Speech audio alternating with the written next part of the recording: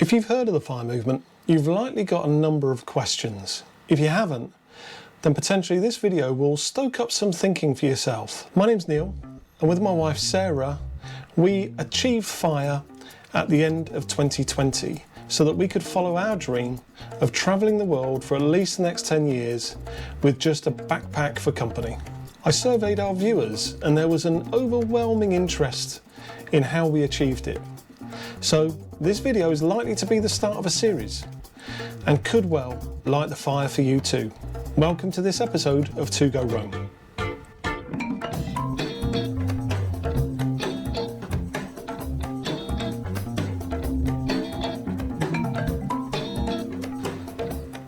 So why am I talking to you about FIRE today when the To Go Rome channel is predominantly about sharing the experiences that both Sarah and I have as we travel the world? Well, it comes down to this. You're potentially watching this because you harbour a similar dream to travel the world, or maybe something completely different, but you're seeing people living out their dreams and you want to achieve the same for yourself.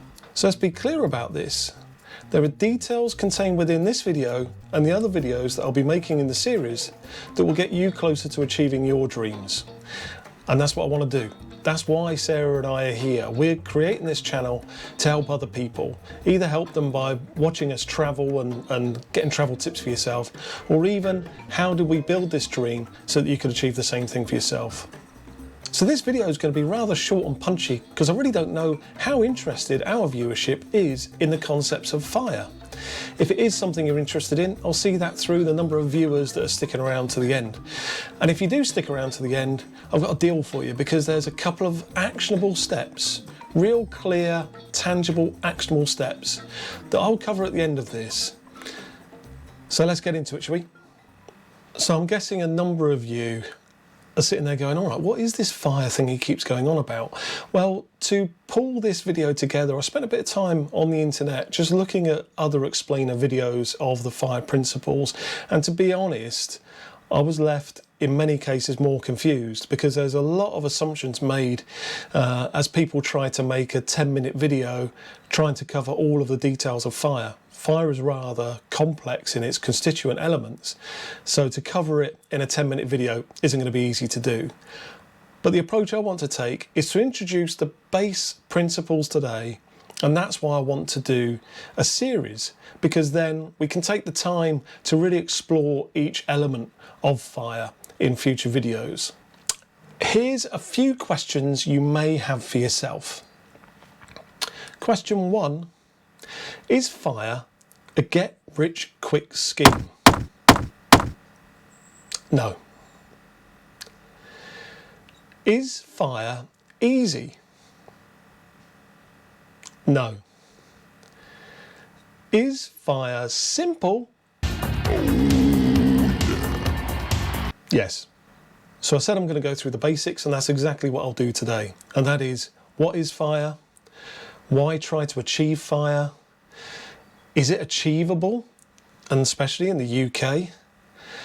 And how do I get started, and what does it cost? They're the 4 elements that we'll cover on this video, and that's really scratching the scratch of the surface. The detail will come in later videos. No one owns FIRE. It's simply a set of principles that you can apply to your life, or a methodology, if you will. The term FIRE was first written about in the book Your Money or Your Life, written by Vicki Robin. And really what Vicki Robin was trying to highlight in that book is there is a difference between money and time and how you account for either of those elements. That was a fantastic book. Later on, FIRE was seen in blogs such as Mr. Money Mustache, which I would highly recommend you look at. In podcasts, a fantastic podcast on this subject and almost a seminal piece in the US is a podcast called Choose F.I.R.E. And there's another book that I would highly recommend anyone that's interested in this to read, and that's called A Simple Path to Wealth by J.L. Collins.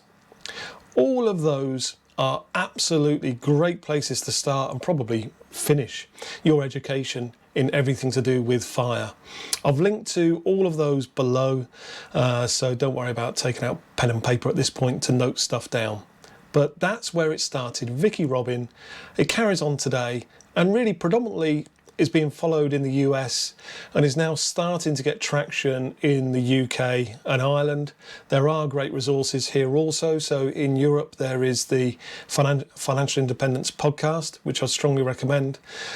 And in Ireland, there's the F.I.R.E HQ website, which will get you started in how things are done in the European side of F.I.R.E. If I were to give a definition of F.I.R.E, probably the best I've seen is on the website that accompanies the film Playing with Fire. And on there, I'll need to read this. It states that FIRE is ambitious people using a simple formula of a high savings rate, basically saving a lot of money, plus frugal living, minimalism, plus low-cost stock index fund investing, which is effectively what Warren Buffett recommends people do, in order to reach financial independence within a short period of time, usually within 10 years. I know that the film Playing with Fire is available on Amazon Prime. I do believe at the moment there is a charge for it, but it's a good film. That definition is a bit of a catch-all, and the closer you get into FIRE, you see that many people are doing this in a multitude of different ways. So don't see that statement as a blocker. If there's anything in there that you say, well, I can't do that, don't worry about that. There are many, many ways to do this, and what it comes down to simply is investigation from your side. So why do it? Why seek to achieve FIRE? You'll see a lot of arguments when you start to investigate this further, where people say things like, but I love my job, I don't want to retire early. Good. Or, I have no desire to be wealthy. Good. Neither do I, in fact. But I can counter both of those arguments and many other arguments that I hear. And that comes down to your why of FIRE. What that means is, what's the fuel for you that's going to fuel your FIRE journey? To explain that, I want to break FIRE down into its two constituent parts. You've got financial independence and you've got retire early. So let's just dig into both of those two in a little bit more detail, shall we? So let's talk about FI, financial independence. It's a worrying truth to recognise that we are all individually responsible for our own financial well-being. So you may have a job that you absolutely adore, but you don't own the keys to that business and things may go slightly wrong. And if they do, you may find yourself out of work or on reduced hours or being forced into a position where you're doing something different to what you were recruited for. I know that's happened to me in the past. And if you do own the business, well, market conditions can swing against you also and put you in a difficult position financially. So if you're in a position to develop any form of financial independence, it's only going to strengthen you and give you that resolve going forward. A study on the Raisin Savings website stated that 1 in 4 people in the UK have less than £1,000 in savings. That's a sobering fact and is an area where all of us need to work. I want to do it through education, but if you're in a position where you are financially challenged, I feel for you because I've been there myself. If you see my earlier videos, you'll see that it's not really been a bowl of cherries for me throughout my life, that's for sure. So I know exactly how that feels. But what we have to do is recognise that financial security is in our hands. We're the only people that can really deal with that and develop it. So remember what I said earlier, that FIRE or FI, it isn't easy. It's a lot of work, but it is simple. And one of the worst things you can do is bury your head in the sand. And if you check back on the video I'm listing up here now, you'll see that's what I did for many years. And I got a letter one day that was my wake-up call that made me investigate what finance is really all about. And I'm hoping in a way for some of you watching this video is that wake-up call. You're not going to get all the detail, but it's the point where you go, right, I want to start listening now. I want to start taking control. Retire early is something that I planned for many years ago, because if I'm quite honest, The job I had wasn't something that I really enjoyed. I worked a corporate job with lots of conference calls and lots of stress, and it didn't really appeal to me, but it served a purpose. And as I mentioned previously, if you enjoy your work, fantastic. You're in a glorious minority. And the great thing about the UK is labour laws in the UK do not preclude you from working as late as you wish. In fact, I've got a friend that's in his mid-80s and he still works. He still works an office job 1 day a week. And why does he do it? He absolutely loves it. So more power to him. I hope he's watching this actually. But here's another way of looking at retire early, and to an extent this is how I look at it. Back when I had my corporate job, I couldn't wait to retire early. It turns out now I have hit that FIRE goal. I love working, but I want to do what I want to do. And something that I've always enjoyed doing is video editing, cameras, technology, and all that kind of stuff. And actually my first job was as a trainer. So I used to teach people IT. That was from the age of 17. And I had one training job followed by another, and I absolutely love training and I miss it. So now I'm in a position where I'm using technology, I'm able to do video editing and camera work. And I've also got an opportunity to train and educate people. So I'm loving it. I actually didn't think I'd be interested in this one bit. I thought I just want to kick back. So there you go, you live and learn really. So on to the next point of this video. How do you achieve it, and is it even possible in the UK? As I mentioned earlier, there's a lot of material out there for the US, but very little for the UK. Can you achieve it in the UK? Absolutely. In fact, the conditions in the UK are as good, if not in many cases better than the US to achieve such a thing. And I'm not going to get into that detail today. As I say, this is going to be a series. So please do give it a thumbs up if this is something that you're interested in. If it's your first time here and what's attracted you is the FIRE element, subscribe also. So I'm not going to get into the detail on that today, but just rest assured, can you do it? Yes. But if I can just hit you with a flippant answer on how you achieve FIRE, it's this. 1. Earn money. 2. Stop spending money on crap you don't need. 3. Save the money. 4. Invest the money wisely. Rinse and repeat. Earn money, stop buying stuff, save it, invest it wisely. Keep doing that. The benefit of compounding will see you improve your position immeasurably as you go through your FIRE journey. So on to the final point. How will I get started? And what does it cost? Well, congratulations, you made it this far. In fact, in celebration, because most people, the vast majority of people who started watching this video, they've clicked away by now. So it's just kind of us that are left. So thanks for sticking around to the end. Let's get into the nitty gritty. But also, I've been reading script as I've gone through this, but I'm going to kind of chill out a little bit now because I'm amongst friends. My friends will tell you the one thing I love more than anything in the world is a good analogy.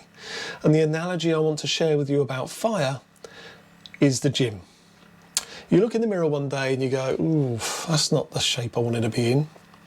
You realise you've got to bite the bullet and you go down to the gym. You get in and you speak to the receptionist and you say, right, how do I get started and what does it cost? Right. So this is the bit at the start where I said, if you stick around to the end, there are some real actionable steps.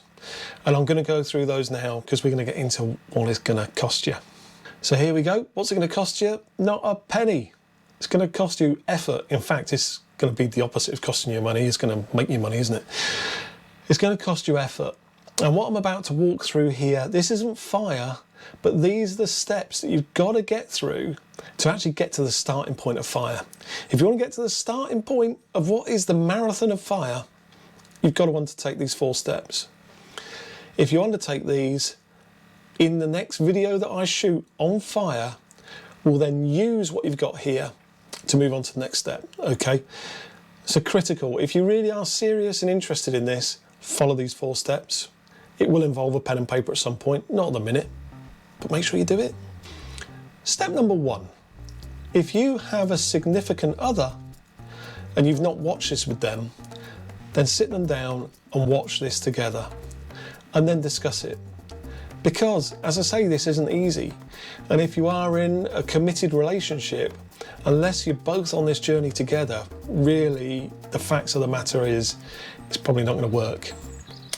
If you're single and you haven't got a significant other, what's holding you back? Come on, let's get on the FIRE journey, shall we? The second point is, what is my why of FIRE? Coming back to my analogy of going to the gym, and where I keep saying this is simple, but it's not easy. In a gym, you can go on a treadmill and you can start running. Running, for most of us, is simple, but it sure as hell isn't easy. If you start running for half an hour, you'll find just how easy it is.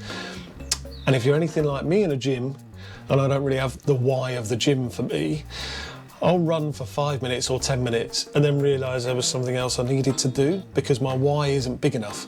So I'll hit stop, I'll go and do something else. So what you need to do is spend some time working out your why of FI or of FIRE. So that means what is going to light the fuel for you. As I said earlier, for me, I wanted to travel the world, as did Sarah. We were desperate to travel the world. We go on holiday and feel that a week or two just wasn't enough, and we get home sad as we traipsed back into the office on the Monday. My Wi-Fi was easy for me. I was desperate to do that. What is it for you? I don't want to suggest what it could be for you. It may be you love the idea of travel. It may be that you want to be an artisan. You want to do things that you want to do. My brother knows someone who worked in a big corporate and he gave that up so that he could make watches. How fantastic is that?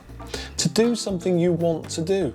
There may be no profit in it, but your why is so great that that's what you want to do. Think about that. And if you're with your significant other now, talk it through. There may be something you're both harbouring that you want to do. So that's the next step. Work out your why of FIRE. So the next one is just some mathematics really, and that is work out your net worth. And this is relatively straightforward. You've got a number of assets and you have a number of liabilities, and you need to detail those into two columns. Here's some examples. An asset could well be a house. So you might own a house worth, let's say, £100,000. You own that outright. That means on your asset column, you have £100,000. If, however, you have a house which you only have equity of 50% in it at the moment, then your asset then is actually, in that instance, only worth £50,000. So work out your specific asset value of your property, if you have one. I haven't got one. You may have money stored in ISAs. You may have money in the bank. You may have money in a SIP, a self-invested pension plan.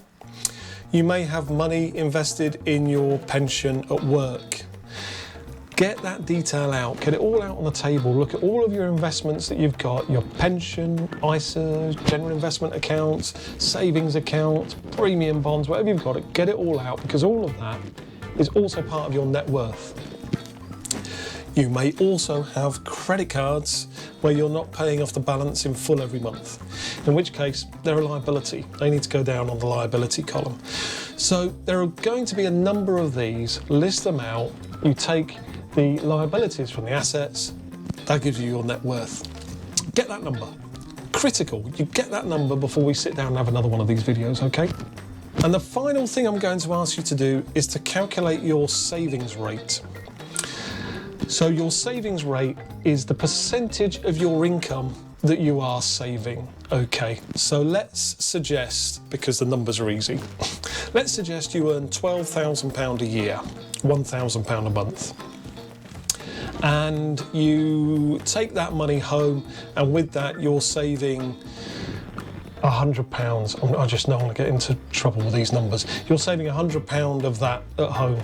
Over a year, you're saving £1,200 of your £12,000 salary.